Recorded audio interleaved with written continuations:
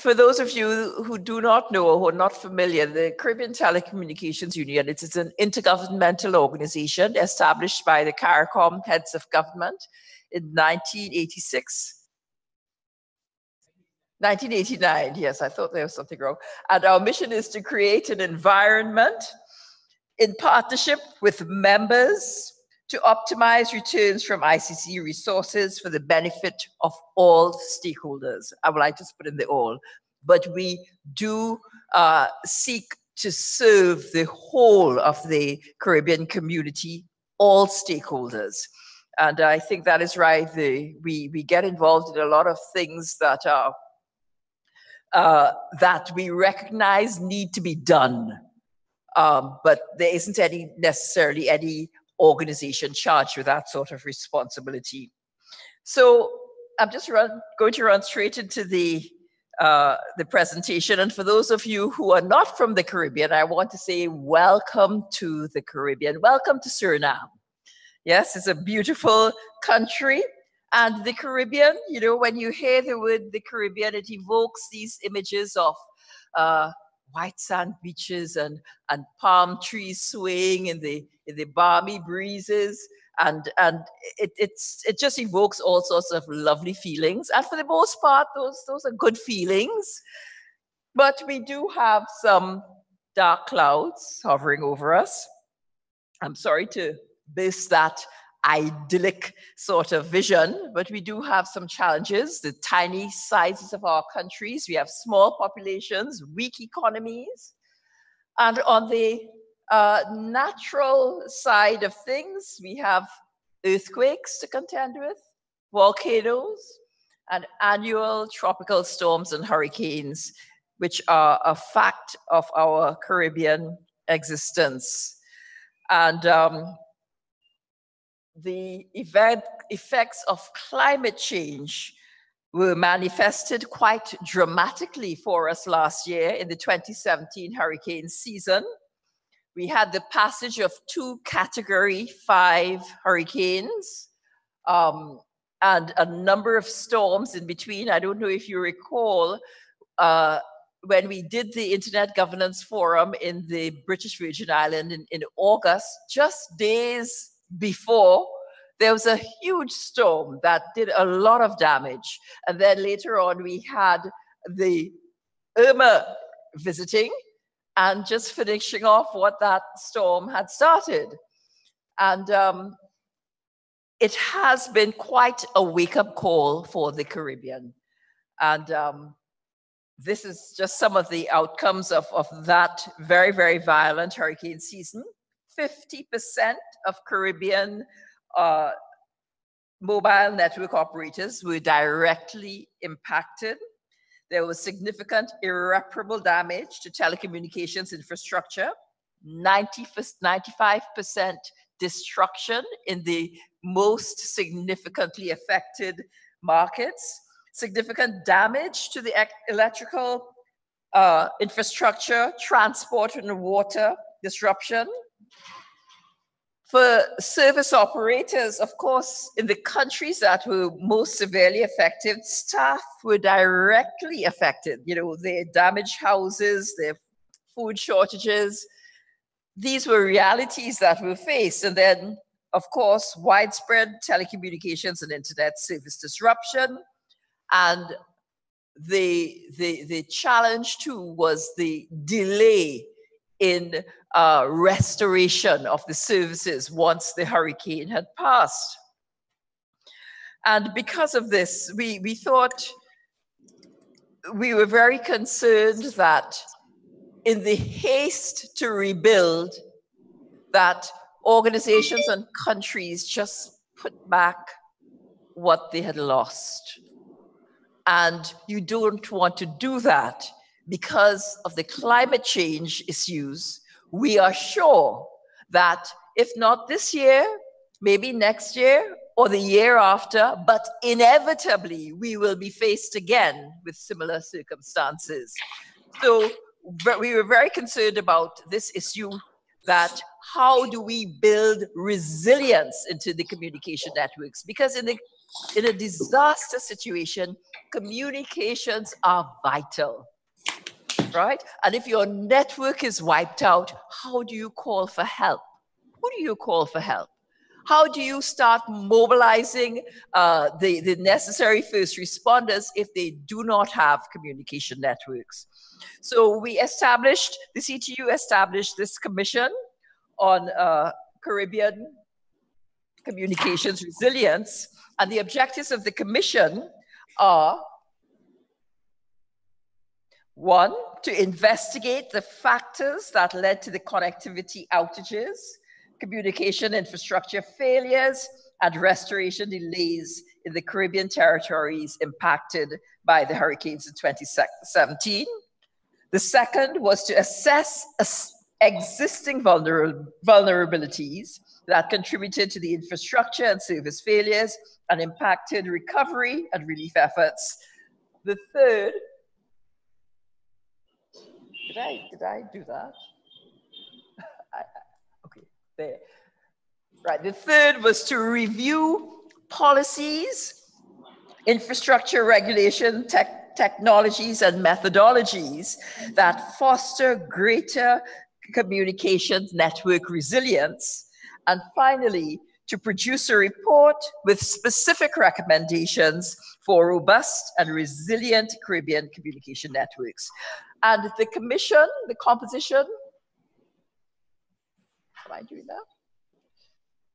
The composition of the commission, it's comprised of Caribbean organizations like the CTU, the CBU, CaribNOG, and the OECS. Also a number of internet organizations, Packet Clearinghouse, which you've heard of, and the American Registry of Internet Numbers.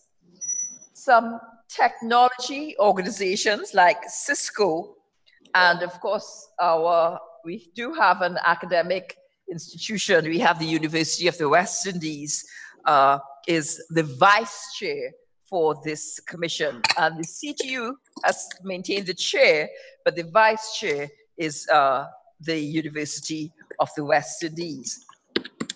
And one of the things when you're talking about resilience and fostering this rapid recovery, in order to achieve that state, a lot of preparation has to be done. A lot of things have to be put in place long before there's a cloud on the horizon or that the earth shakes just a little bit. And some of the preparatory activities that have to be done is, first of all, creating that enabling environment. An enabling environment for the disaster preparedness, mitigation, and accelerated recovery. And as Sherman rightly said, the whole issue of policies are very important. And I want to say, it's something that I keep saying all the time, the world has changed. And the policies that may have served us well for the last 100 years are not, will not serve us in this age of connectivity and internet and ICT. The policies have to be reviewed, as well as the legislation and the regulations. We have to look at things as building codes, right? And update them appropriately. All of these things are absolutely necessary if we are going to be able to build that level of resiliency into our networks. And the other thing that Sheridan had me thinking about was the whole issue of the whole technological environment. You know, technology used to be the big name people, the now defunct Nortels and the Cisco and the Huawei and the everybody else. But now technology has actually been democratized as well, so that very ordinary people now have access to very powerful equipment. Yes? And our policy should reflect that recognition of innovation that enables people, enables citizens to help themselves. And I love the idea of the community networks. And we really will have to do some serious legislative reform and address the regulatory environment if we are going to be able to foster that level of innovation and people, making use of the technology to improve their circumstances. And this very, very busy, and it isn't as busy as it ought to be, but this just tries to show the ecosystem for response in a disaster situation. There are very, very many players involved, many complex relationships. This is just a fraction of what it could be.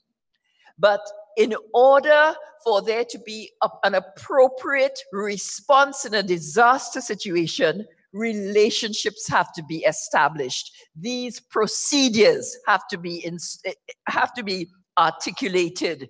The connections between the utilities or the national security, all of these things have to be pre-programmed. And there has to be a communication plan that everybody is aware of.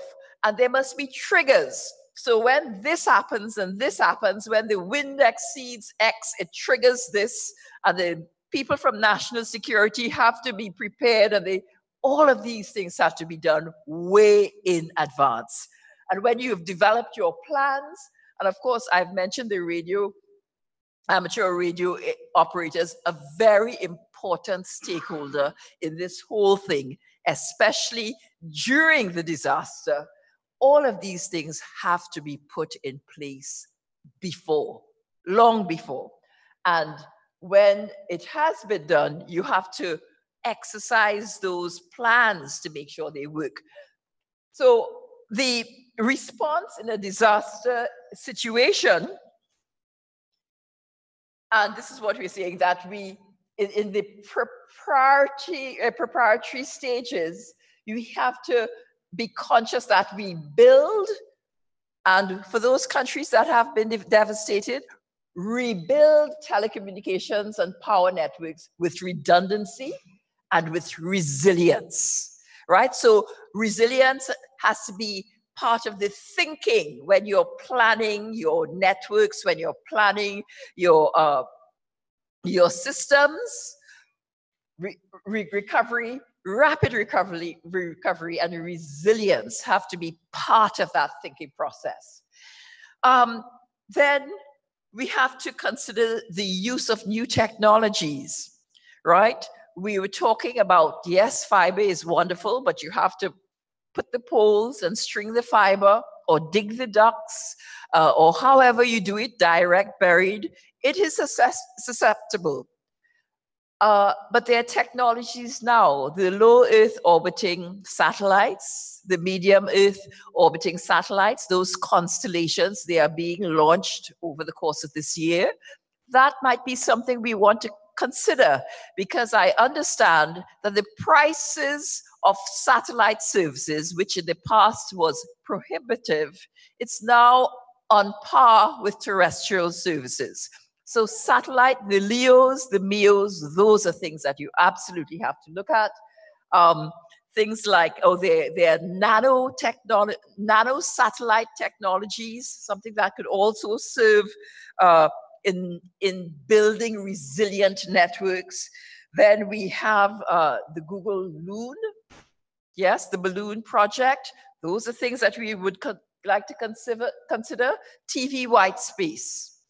Right? There are a lot of things that are coming to the fore, and they could help us in building that resiliency and leapfrogging. As I said, rather than putting back what you had, invest in some of the new technologies that would really lend a greater degree of sustainability to your networks.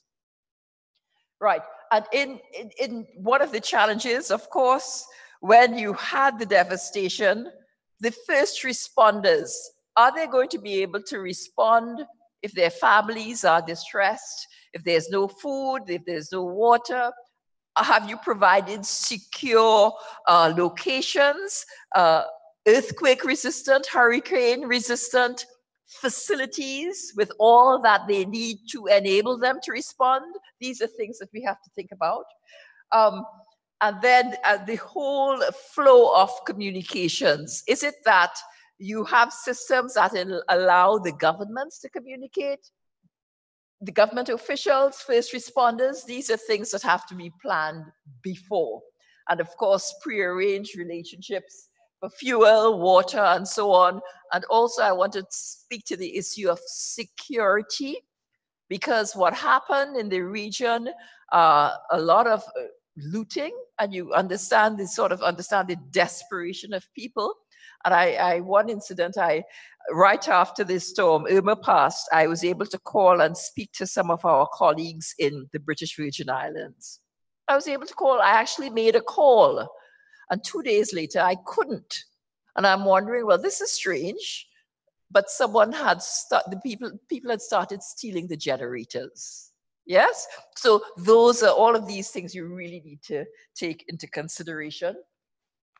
And one of the other things I think someone mentioned, I think Carlton mentioned it, we need to cultivate a new generation of ham operators. I'm very sorry, but I think based on some of the interactions I've had, and it's quite remarkable, in July last year, we spoke to the ham operator, the person in Trinidad and Tobago, and we were asking him about the operators. How is it going? You know, we have to make sure that there's a certain readiness and an organization that would enable them to support the government and the first responders in a disaster situation. And then in September, you know what happened, and we discovered that there was indeed a handful of people who were doing human service to keep communications going, but generally it was a very chaotic,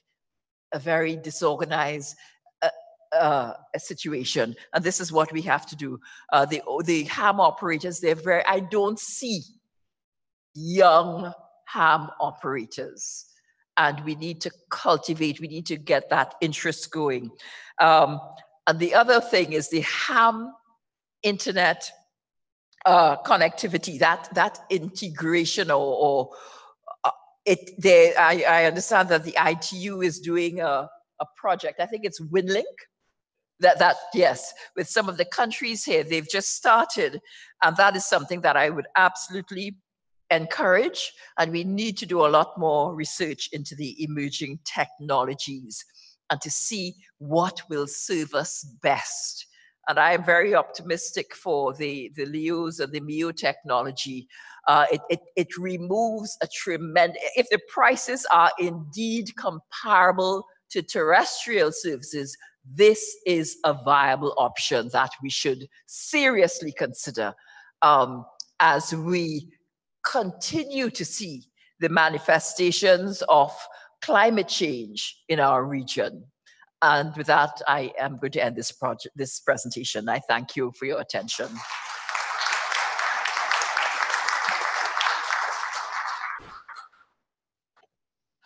If we have any question, I could take one or two.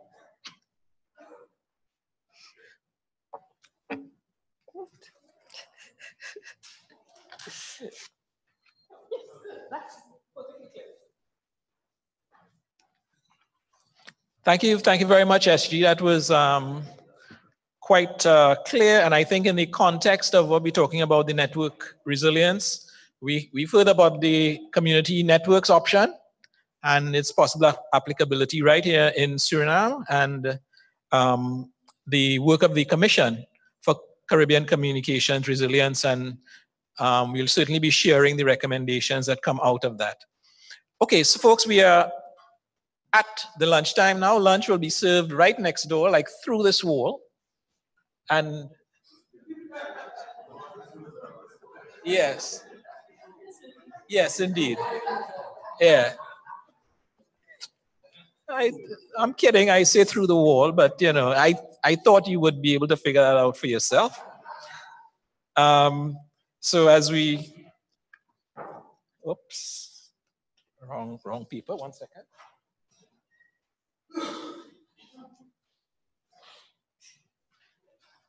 Yes. As we do so, I'd like to ask that we come back in the room and be ready for 1:30, because our presentation this afternoon, first presentation this afternoon is being done by a remote presenter, and the time is fixed. So we'll want to start at 12:30 exactly. I'd just like to again recognize our sponsors. Google, locally here, the ATV networks, and also Google, ARIN, ICANN, LACNIC, Facebook, and the Internet Society. This evening, at the end of today's program from 5 o'clock, the TAS has kindly arranged a little networking cultural event for us at the pier in the back there behind the hotel. That starts at 5 p.m. and you are all invited to be there. So, as regards the video and audio coverage here, we have a request from the camera persons that we do the questions at the mics, please, because when we move it all around the room, the cameras have difficulty in following, but the cameras are positioned such that they can easily and quickly pick up persons at the mic. So that would be a request from us. So we'll break now for lunch, and I ask that you return at 1:30, sorry. At 1:30, right back here, and we'll get the session started on data protection, which promises to be quite interesting. Thank you.